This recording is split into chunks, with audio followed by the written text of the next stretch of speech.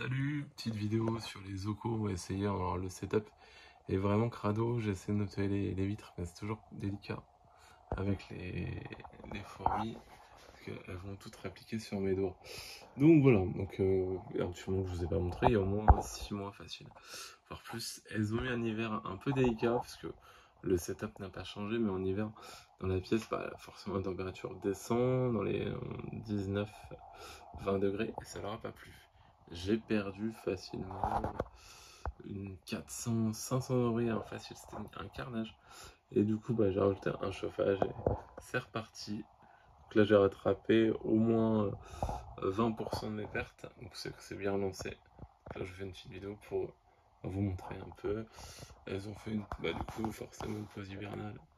Est-ce bien, pas bien, comme elles proviennent d'Afrique, je ne sais pas. Et donc, on peut voir l'ensemble du setup qui est dégueulasse, mais bon, c'est qu'elle se développe bien. Et vous voyez que maintenant j'ai à nouveau des ouvrières quasiment dans tous les tubes, quelques tubes vides mais presque pas. Et voilà, ça se développe bien. J'ai du couvain, ça remange comme pas permis. Donc je voulais vous les montrer un peu. C'est compliqué avec les tâches parce qu'elles régurgitent sur les vitres et on en a partout. C'est vraiment galère. Donc voilà, je vous montre le setup un peu. Donc là on peut voir que sur la plateforme, ça vient bouffer. Il y a du liquide sucré, un peu d'insectes que je leur ai donné. Donc on peut voir qu'il y en a partout. Voilà. Le setup d'une vue d'ensemble, ça donne ça. Toujours la fameuse cuve de chez Arnaud qui fait donc 30 par 25 de large. Elle doit faire 70 de haut. Voilà. C'est un prototype à l'époque. Donc voilà. Vraiment beau setup pour les Zoco. J'ai encore de la place. Je pourrais même rajouter des tubes. Voilà. Donc je vous montre l'espèce. Franchement, vraiment une espèce démentielle que j'aime beaucoup. On peut voir les ouvrières comme vous le savez. Donc celles-ci elles sont d'Afrique puisque c'est Longinoda. Et les ouvrières font 1,4-1,5 cm. Voilà. Donc suite de la vidéo, j'ai redescendu la cuve pour qu'on essaie d'avoir une visibilité un peu meilleure. Le vendeur m'a refait un couvercle grillagé parce que là j'avais un couvercle avec des trous et pour moi c'était pas assez ventilé. Donc il m'a refait ça. Là on a quand même une meilleure visibilité sur les tubes.